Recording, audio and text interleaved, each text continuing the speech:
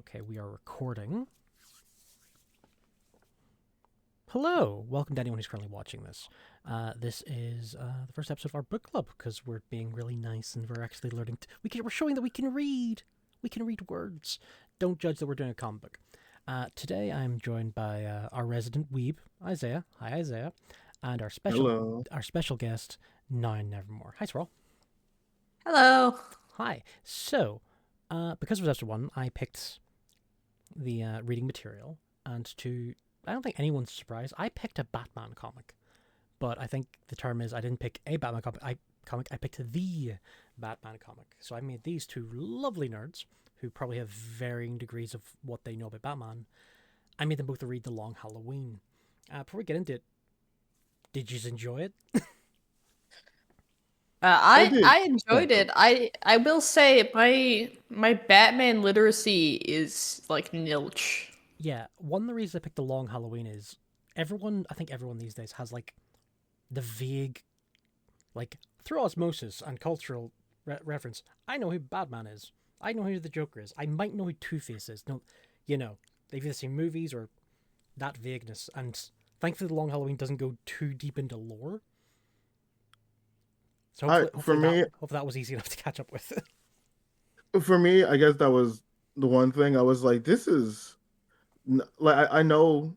I would say I know Batman more than the average person, but not more than the average DC fan. Hi. But I know some stuff. So like seeing this, I was like, this is a light on some of the things that we touch on. I'm surprised we didn't dive deeper into like certain aspects. Yeah, so I was surprised about certain villains they brought though. I was like, oh, okay. So with this, The Long Halloween is a graphic novel available now, but it was published as a 13-issue run between 1996 and 1997. So this was kind of just after the Tim Burton movies, is when, Frank Miller's got his hands in Batman, everything's dark and gritty. But with pardon me, the author Jeb Loeb and the art by Tim Sale, who I'm going to go on and on about because I fucking love the art in this book. I feel they didn't go as far as, because Frank Miller is I'm going to be dark and gritty and Batman's going to break people's bones and just be nearly a sociopath. They didn't do that, even though this is a soft sequel to Batman Year One. Swirl, I'm so sorry. there was more, but I didn't want to push you through it. But there's a question I have for both of you, which I'm going to ask for the answer at the end of this podcast. So the question is, who is the holiday killer? And I'll get your answers at the end. Fuck, hold on. It's the friends that we made along the way. So, for those who don't know, The Long Halloween is it is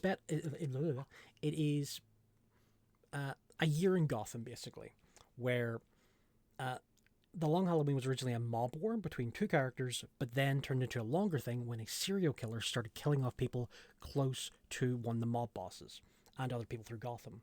And it's like holiday themed and whatnot. And it was Batman, Commissioner Gordon, and District Attorney Harvey Dent. Lovely, very symmetrical face. Nothing bad is going to happen to that face. Don't worry about it. There's no going to be duality of man or anything. And it's those three trying to work out who is the holiday killer, while also trying to take on the mob. And of course, the ever-present mystery of the holiday killer. With that, yeah. Did you just enjoy the mystery?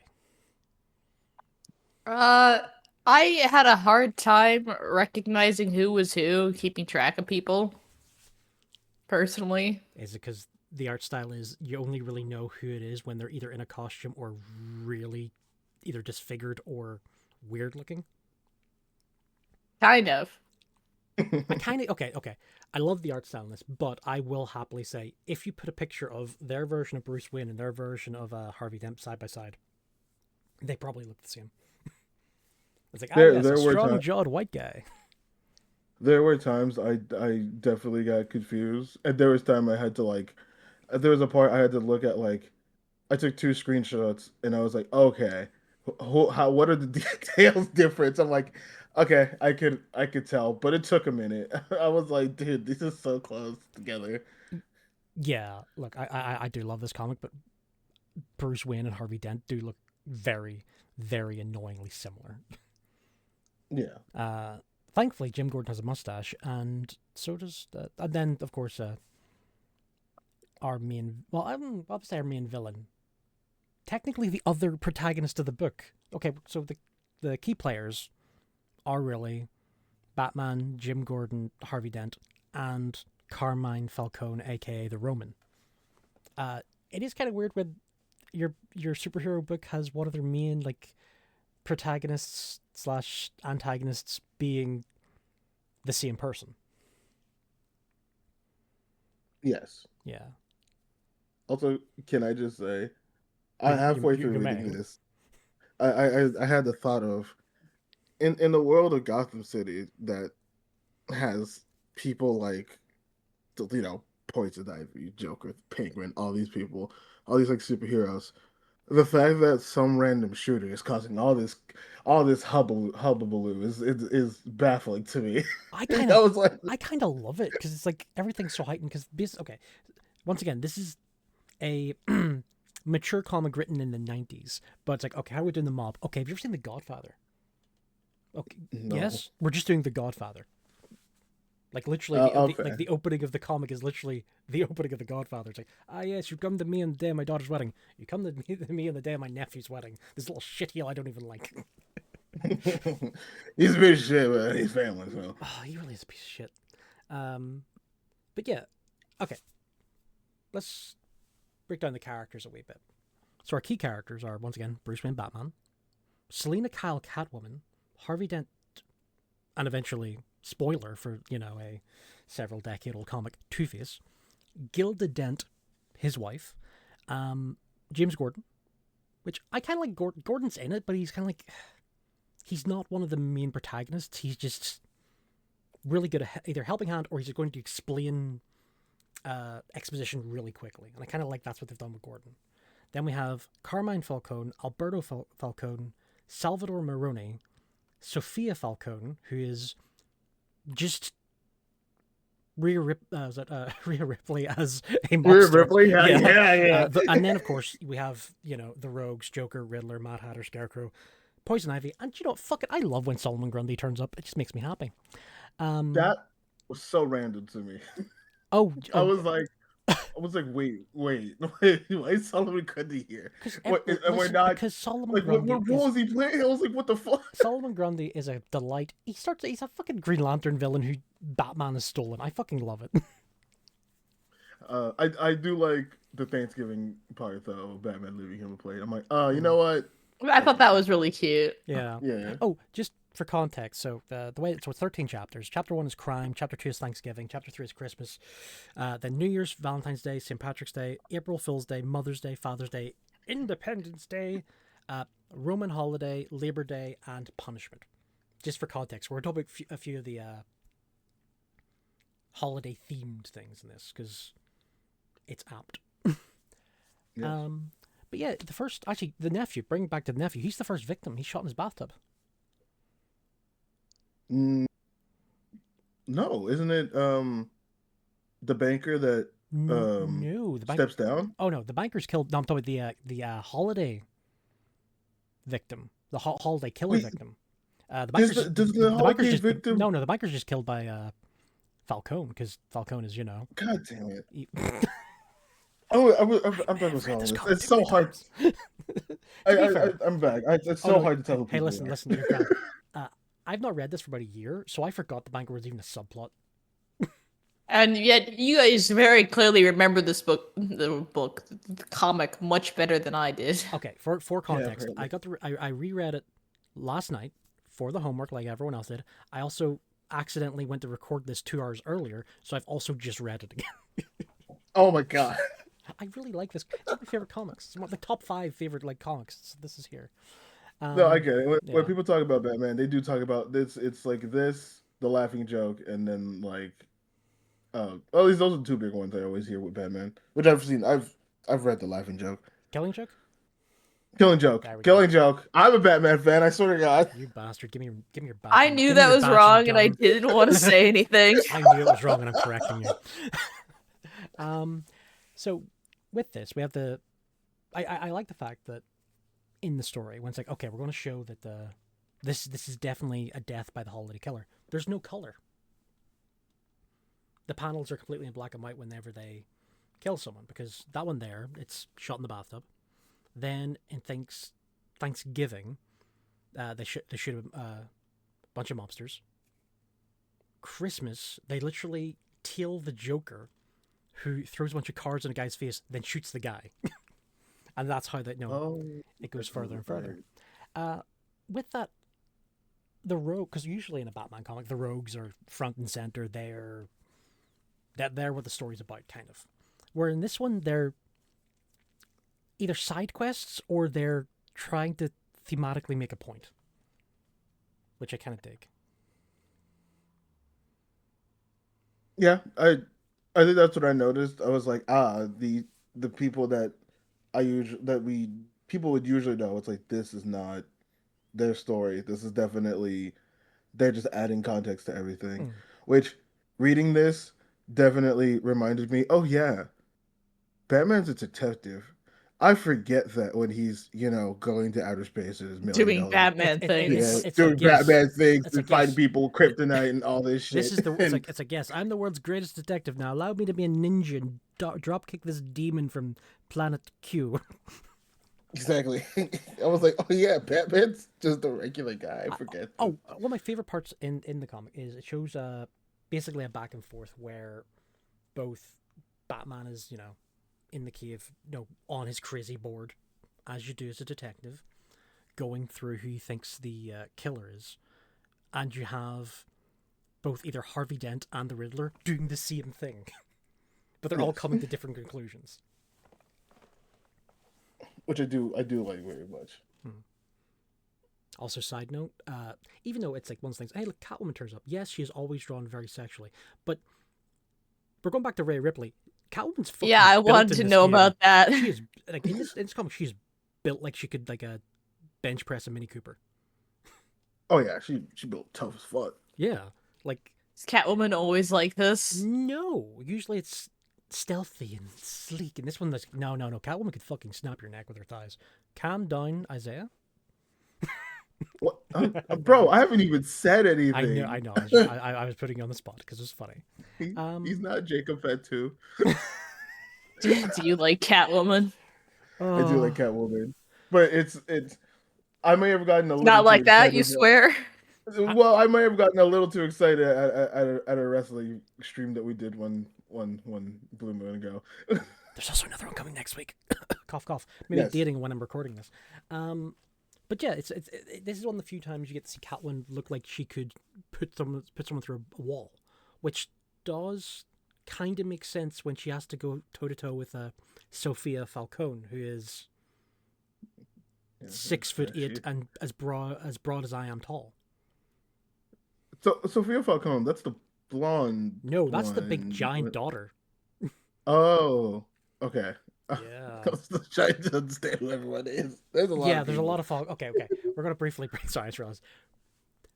There's some characters who either only appear in this book or sporadically appear. Like Carmine Falcone, he is like the godfather of the Falcone crime family. He originally appeared in Batman Year One. It's actually where he got his scar on his face with the 3 marks. That is actually from Catwoman. They have an ongoing back and forth. Alberto Falcone is his. Oh no, he's the good son. He's the one who went off and got educated. He's skinny guy with creepy little glasses. I have comments about Alberto. Everyone has comments about Alberto. No one fucking likes Alberto.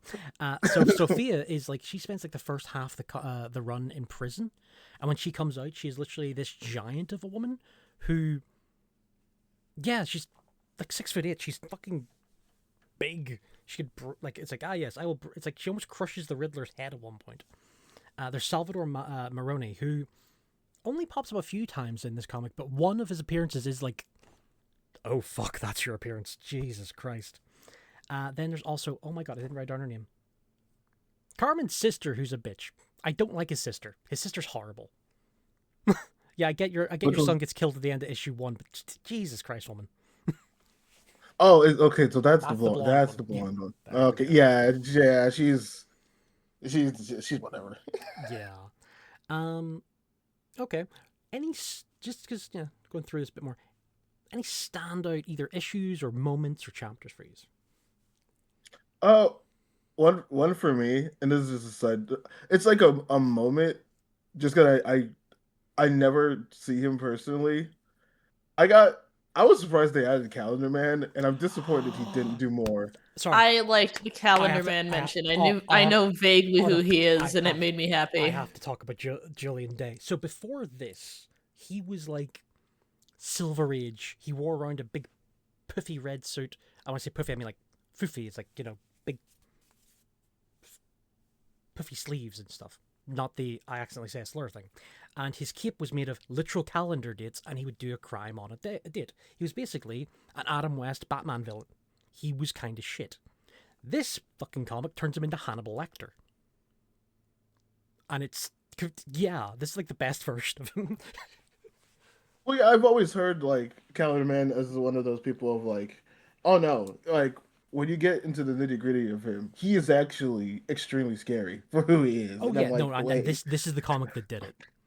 This is the one that turned him into like a date obsessed killer. Before this was like, yes, Batman, on the 4th of July I'll leave you a riddle and then I will steal some money. He's like that kind of shit. This one's like, yes, it is Mother's Day. Who am I making an orphan?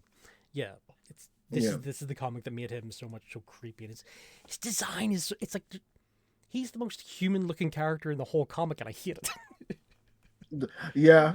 But also, why did you think someone that insane was gonna help you in this? Like, I get he's the Calendar Man, but also he's insane to the membrane. I don't understand. I didn't get that logic there. It's like he can help us. I It's like, 100% seen no. it as a Hannibal Lecter thing of it's a catch it crazy. We need it crazy, and hey, conveniently behind bars in Arkham Asylum, we have a holiday obsessed killer. You know what? I guess at that point they were running out of options, so it's fair. Though I do like, And I do like the fact I that guess Calendar Man has been fucking with them from day one, because he Yes. always changes the pronoun between each sentence of when he's talking about the holiday killer. He bounces between he and she. And it's like he's giving nothing away. He's fucking with people. Yeah, it's like this motherfucker's making no sense. He's great. Which to be fair, spoilers for ahead, technically not fully off. Maybe. I mean, okay, once again, this is a couple decades old. We're going to be talking about Act 3 eventually. I asked the question of who do you think the holy killer is. We're getting the answer by the end of this. But yeah, you can talk about Jillian. Also, his name's Jillian. I actually know Julian. I went to school with Jillian. Sorry, I apologize, Swirl. I completely sidetracked. You had a comment about Calendar Man. Oh, I was just excited because I know who Calendar Man is. Oh, it's like I know that reference. Yeah, I was like, oh, Calendar Man. I know that guy. I think with the rogues they picked, it is. I was excited when he was mentioned in the Lego Movie. Oh god, yeah. Actually, the Lego Movie has his original design, which is fucking mad. I think once back to the rogues, they did pick, apart from like the weird ass left wing Solomon Grundy popping up. I feel most of them are quite well known to like general audience. I would say Calendar Man is probably not that well known. Oh, and talk about the rest of them, like the ones you have like. Oh, the rest of them, yeah. Well, okay, maybe Mad Hatter. Mad Hatter might be a. I think Mad Hatter's easy to explain though. My dog is barking somewhere. I want to wait until he stops barking so I can cut this bit of the video. I think after once again, I'm literally cutting this bit of the video because the the dog is barking and someone's trying to get it to calm down. Okay, that's fair. I think he's calmed down. For God's sake, seriously, I think he's calmed down. That's it. So basically, someone's got home and he's got excited. I think we're good. But yeah, I think the Mad Hatter self-explanatory. He's a guy who's obsessed with the imagery of Mad Hatter from Alice in Wonderland. That's it. Yeah. I apologize. I interrupted you making a point because the dog was barking. No, you okay? You caught me. I was gonna make another mistake, so that's good. Well, what were you gonna say? I'm not curious. No, I'm good. It makes me sound dumb. Swirl, I think we need to bully Isaiah. What were you gonna say? Turn him off and on again. So, okay, what I was gonna say was I was like, oh well, the Mad Hatter would be more popular given the last Batman movie that came out, but that's not the Mad Hatter in that one. That's The the Riddler. Riddler, and I caught myself there, and I was like, You have given me a nice segue. This comic has inspired so much of the modern Batman films. Like, yes, the whole idea of escalation of things, which is set up in the end of Batman Begins, comes from like a throwaway line in this comic.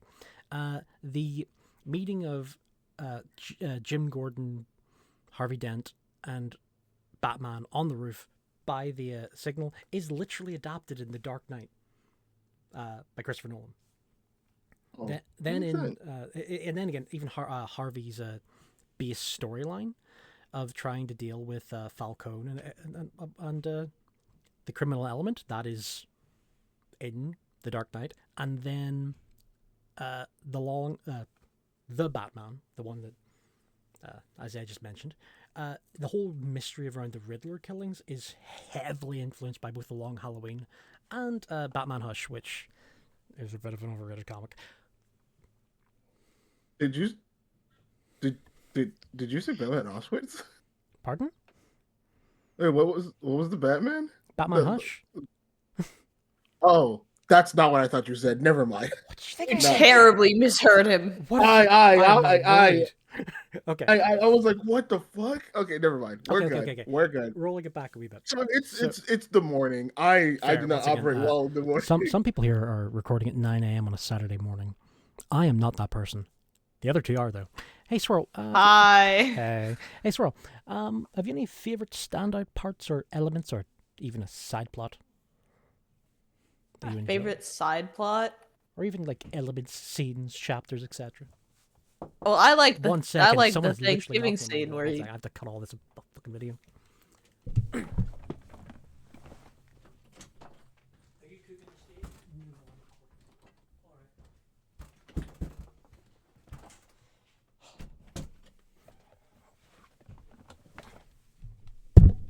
Sorry about that. I'm literally going to stab someone. It's like, hey, I'm recording something. Just leave me alone for a few hours. Knock, knock, knock. Are you cooking steak? It's like, motherfucker. Anyway, Swirl, sorry. Hey, Back valid onto question, this. though. I'll just cut it to where I asked you the question again. Hey, stand up. I liked the Thanksgiving scene. Oh, with Solomon Grundy getting his little dinner.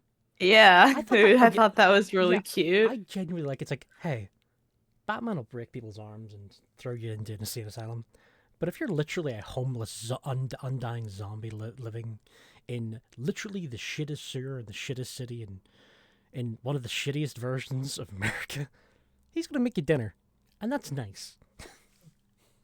To be fair, that's the least he could have done after breaking his face in for kind of no reason. Oh, it's like, hey, yeah, flashbang. Exactly. That's what's like, you know what? It's Thanksgiving food, buddy.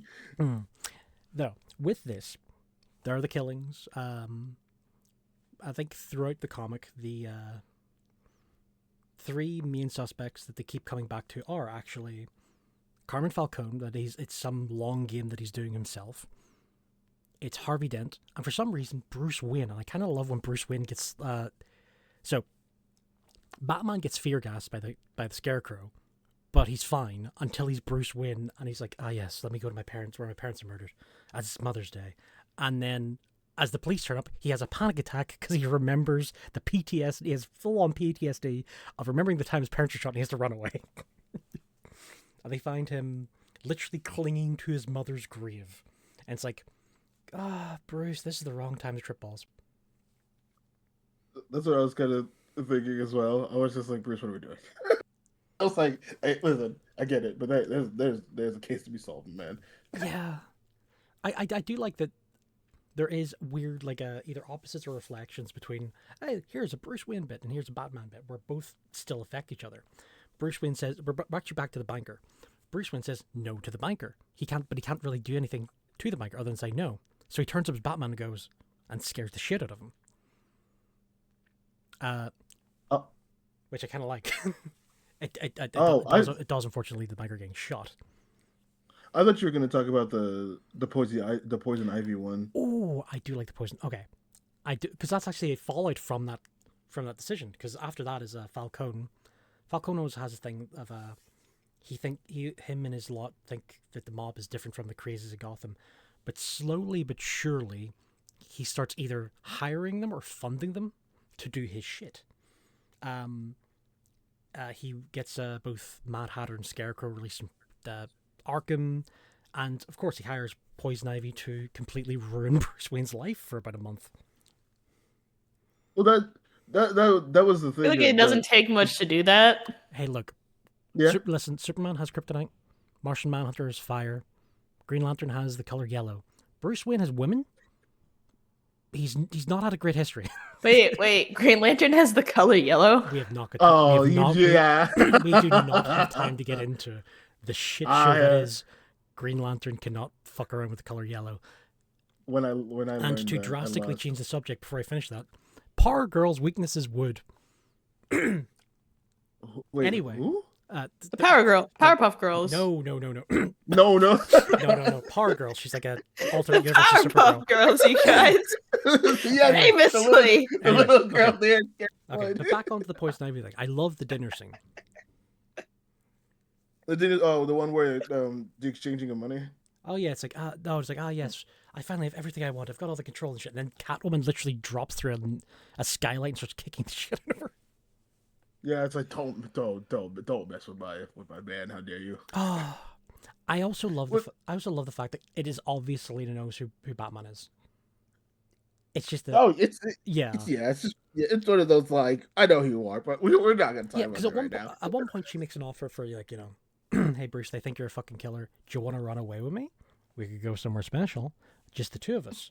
And then later on, she makes the same offer as Catwoman to Batman, and almost the exact word for word.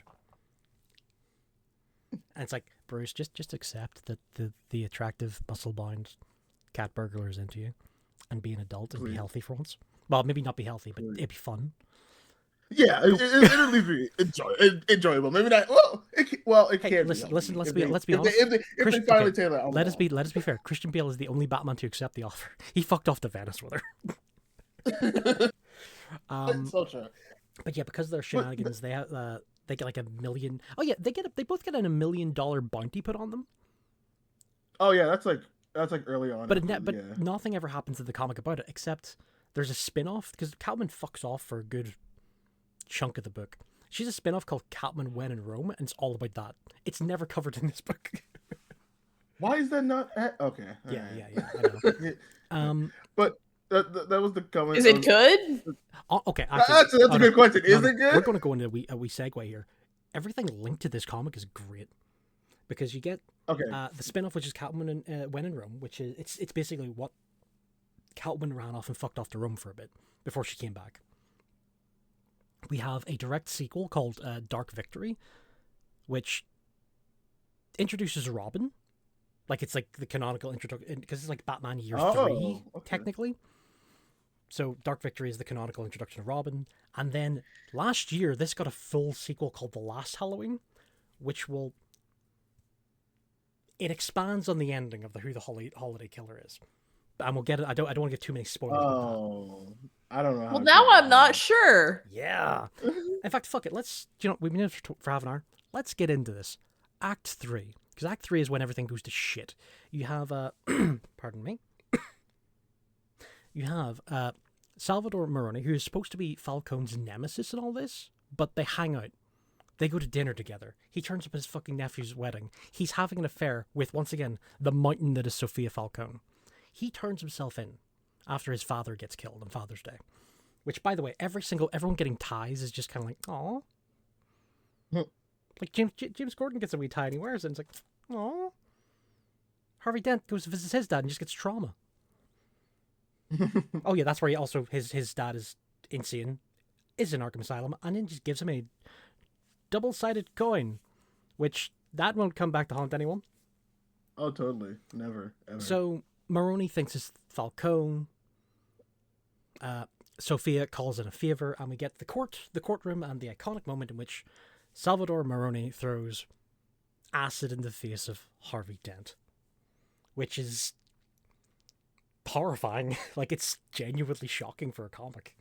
Like it's not grotesque, it's not violent. It's more just the oh fuck, because you just have that Just single panel of just the liquid in the air. yeah. Oh, it's so ow, so mean. But yeah, that's of course horrifically scars the left side of his face and turns him into Two-Face. This goes into chapter 13, which is punishment, in which Harvey Dent basically rounds up the entirety of the rogues who we have seen throughout the year, not counting Calendar Man, because when he was what was it again? He's supposed to say heads or tails, and it's a double-sided coin, and he chose the wrong side.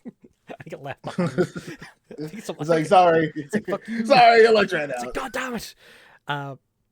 Which leads to Harvey Dent's assistant being murdered, and him killing Carmine Falcone.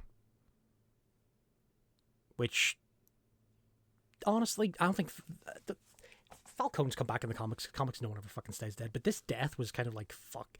This is it's like, yes, this is the end of Harvey Dent. Bang bang, because it's 2 shots. Yeah. And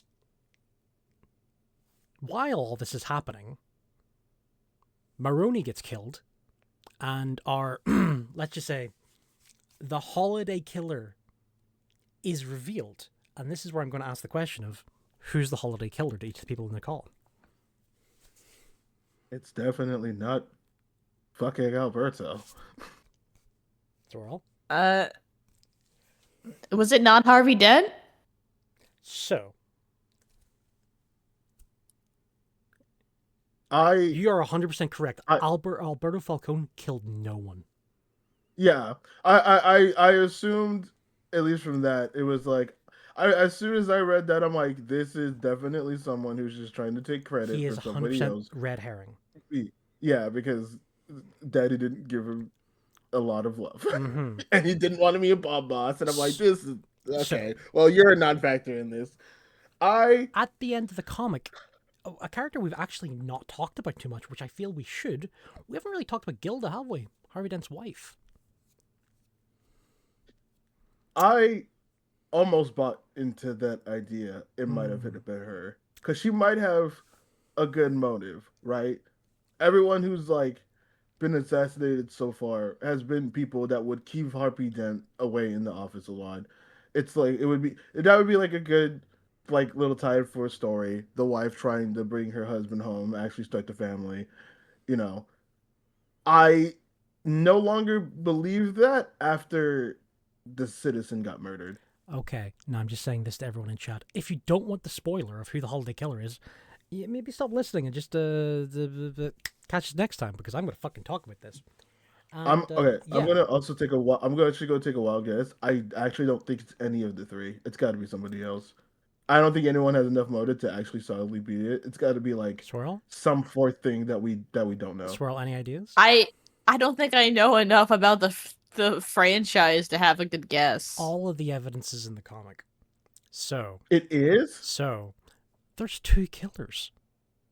Okay, that I knew. That I knew. So, But so wait, are you good? I'm going to tell you. hold I'm on. going to tell you right now. If you're Are ready, you are you about to ready? say it's Harvey Dent and Gilda? Yes. Are they working together? No. Well, they were working separately. Gilda No. is the killer right up until New Year's Eve.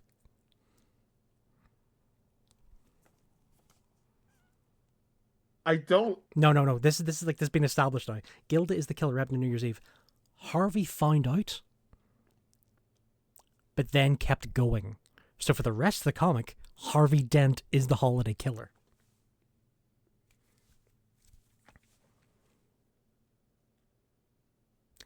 I don't know how I feel. I about know. It's one of those things that, listen, at the time of when it was written, the time it was published, it was very ambiguous of who the actual killer was. It could have been Alberto, though everyone knew it wasn't him because he's a little wanker.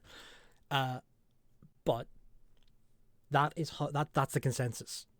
Gilda was the first murderer, first few times. Even like they even make points about certain times. The Riddler talks about a few of the killings where it's like, yes, how this was done. It was done by a woman, but he pictures Catwoman doing it. 'Twas Gilda. He also pictures Falcone's sister doing. Well, I think he pictures Falco, the sister, in the one murder, which which I think is entirely staged. I don't actually know if Alberto staged his whole fake death or if he survived an assassination. That's one thing I'm not sure about. That's a good question. But then at that point, who would he have killed at that point?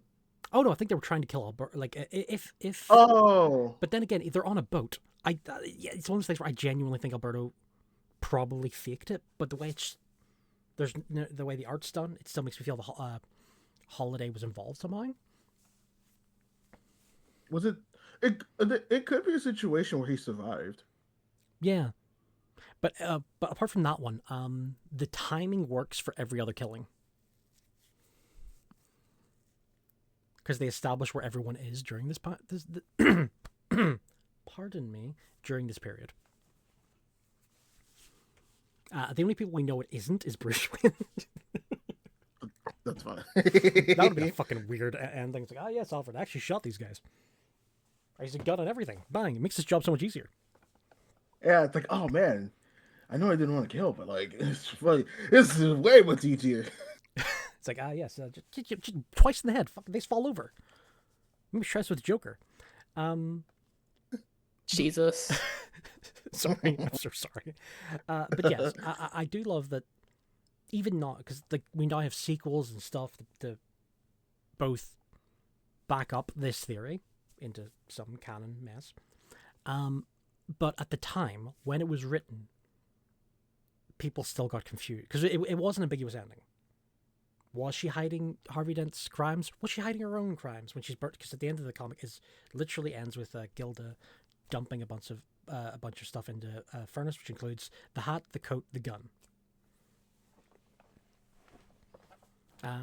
But yes, it is the general fan consensus and was backed up by the creators. That is who the killer's supposed to be.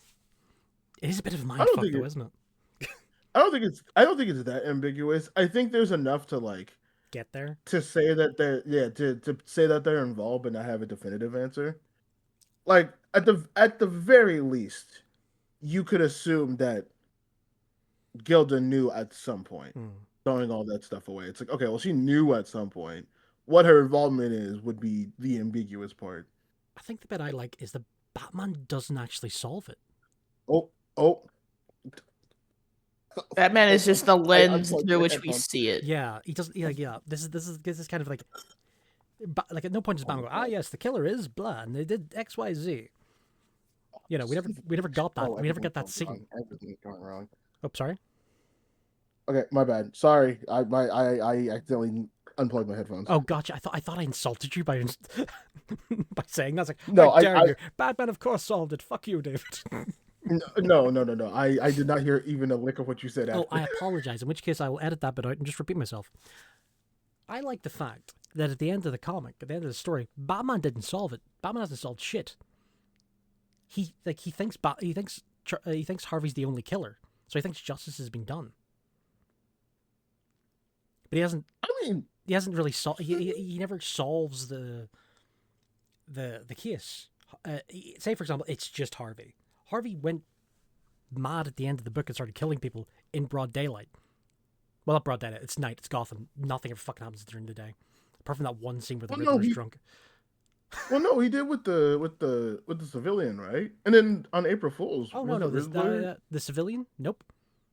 So the civilian, night during fireworks. New Year's Eve, buddy. That's right. But yeah. I don't know why I. Oh no, you're grand. But at this point, like the only reason Batman has like, yes, I think Harvey Dent did it is because Harvey Dent literally just shot fucking Falcone twice in the head in front of him.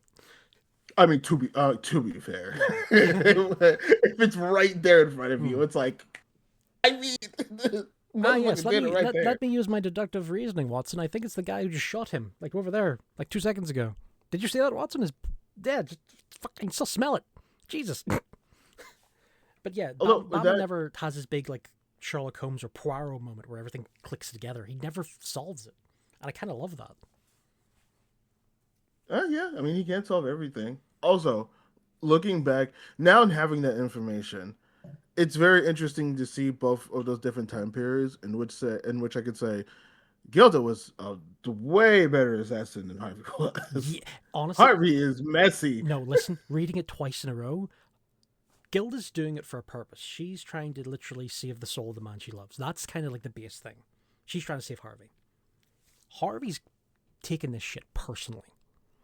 Like, he kills a civilian. That guy's taking fucking. That guy works for the mob. He's taking like, No, yeah, he kills. He even kills his own assistant. His killings are personal. Gilda's were he's killing. trying to Okay, help. so no, no, I will say that, but even when you can like see, especially just like how they're calculated, like all of Gilda's hits are in like spaces where you wouldn't really see. They're more in confined spaces where, in personal homes, mind you. I don't know how she's able to do that. Where Harvey's is either like out in the open, or they're a lot more sloppy. Which he is doing it. He is like insane at that point, but Gil, Gilda's kind of a G. Mm. I like seeing that. I was just like Gilda, Okay, Gilda. Okay. there is one which I genuinely think she shot the wrong person. That it was an opportunist thing, because the Christmas killing, I think she was trying to kill the Joker, Mm, or she was originally planning to kill the Joker because Joker breaks into their house, kicks the shit out of Harvey Dent, and then the killer follows the Joker to Maroney's, and then kills Maroney's right hand man at the front door after If Joker the Joker cards him. breaks into your house and kicks the shit out of you, do you just fucking take it? Also, yeah. honestly, Swirl's got a trench coat on, fedora, baby bottle silencer. She's ready to go. um. Oh fuck. Actually, I want to. Okay, I would like to say I kind of love that most of the interpretations of the rogues in this are both 100% character accurate, but also weird at the same time in a good way. Like when you first meet the Joker, he's basically being the Grinch. He's quoting Dr. Seuss at people while literally stealing Christmas. That threw me off. I sat there and I'm just like, oh yeah, we're getting people, and all of a sudden just hard cuts to Joker, and I'm like, are we? Joker Is with he going? his face full of piano keys. The fucking design of Joker in this comic's wild. It is, but I like it. Listen, anything's better than Jared Goff's. Okay. Who? Did you say Like, Jared Gosling? Do you mean Jared Leto? I think you meant. I'm football brained right now. I'm so bad. I'm so sorry. You're grand. I will always take it. I will always accept and take an opportunity to shit on Jared Leto, especially as Jared Leto's Joker. Yes. I also love the fact that Football brained. Yes. Football brain. it's entirely smooth and aerodynamic. Really good to kick. I love the fact that this comic doesn't have any like big because once again it's Batman. Batman usually has the big action scenes. This is like maybe 3 throughout the entire run, and one of them's a fucking Joker and Batman having a duel on a biplane. Yeah. Yeah, most of it's just Batman just dropping in and kicking the shit out of someone briefly, and then just questioning them. Yeah. Just punch. Hey, what do you know? Yeah. I also love the fact that it's a subplot for the general canon, by the way, but it's like, why does Selena hate Falcone so much?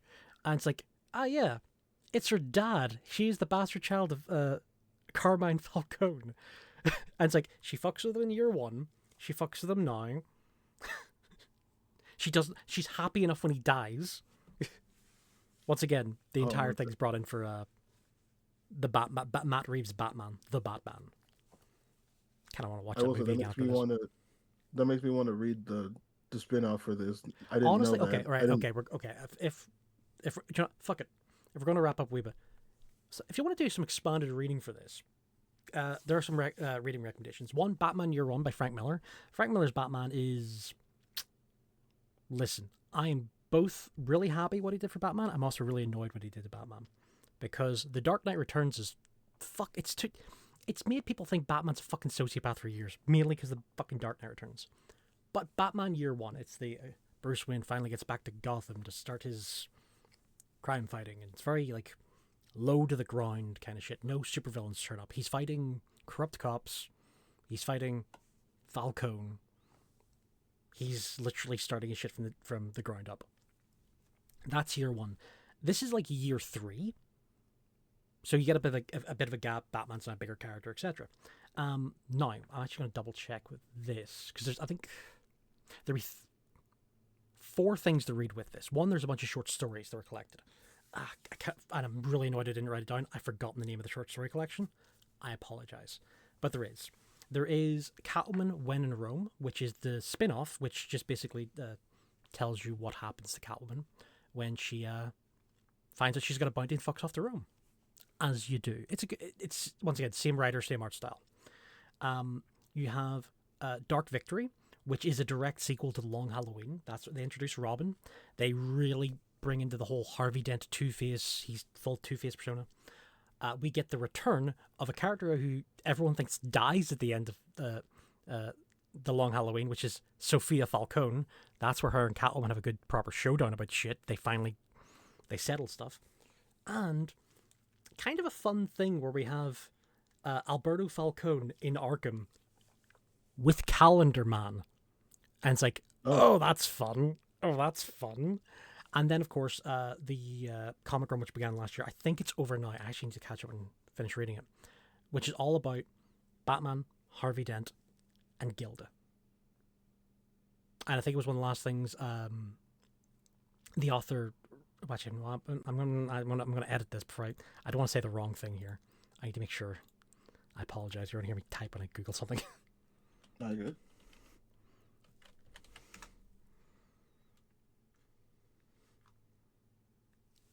Wait, no, I'm wrong. I'm actually... Fuck, am I... Sorry, I feel like I haven't been able to contribute much. Oh, I don't know what to say. Oh, you're fine. Listen, you're fine. You've contributed wonderfully.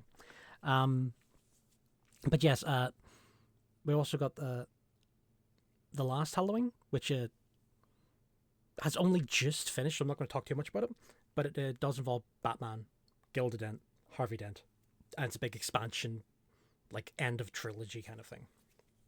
Okay. But just for this one thing alone, they just enjoy it. Okay, random question. I did enjoy it. Oh. Would you like to do your random question as well? Oh, yeah. What was I gonna ask? Oh, for the Dark Victory, because I cannot keep up with the Robins. Is the one that gets into... It's Dick Grayson. It's first. Dick Grayson, okay. Yeah. Okay, good. I was gonna say It's Tim like- Drake, because like, that was the one I will like- admit, I like, can't they keep up with do him. the whole Haley Circus stuff. It's literally him in his little shorts and shit. He's like 12. It's it's original Robin. But yes. Okay. Swirl, you enjoyed? I did. Yay. I did enjoy. Isaiah, Yeah. did you enjoy as a Batman fan? Is this the first time you've read Long Halloween? This is the first time, yes. I have been... This is the first Pestered Batman to- comic I've read. I'm really happy I got to introduce... One, I got to introduce Isaiah to literally the Batman comic, which is like... It's one of the best versions of the character. I like it. And No, yeah, so I'm really happy I introduced you to Batman in a good comic. This is true. Because I know some people who are like, oh, your first time reading Batman, read The Dark Knight Returns. It's like, please don't read The Dark Knight Returns if the first... It doesn't... Hey, if you're listening... Hey, that's better than how I know Star Trek. We How don't do need you to know talk about Star that. Trek? That's a different podcast. Oh. But with that, hope everyone enjoyed this. Now, we do have a second book lined up, but I'm going to let Swirl introduce that one because Swirl's wanted to suggested it. The book I had in mind was Salvaged by Madeline Rue. I have read it before. It's a bit spooky, but it's not like... I think it's categorized as horror, but it's not very... I wouldn't call it scary. There's definitely some psychological thriller aspects of it. I think you But want, it's not super intense. think It's a bit romancy. I think you want us both over with it's like Among Us with Last of Us. But yeah, we'll get Yeah, that. We're I gonna Among got Us, that. but I- Last of Among Us. that was I heard Among Us, I'm like, I'm so ready. sus.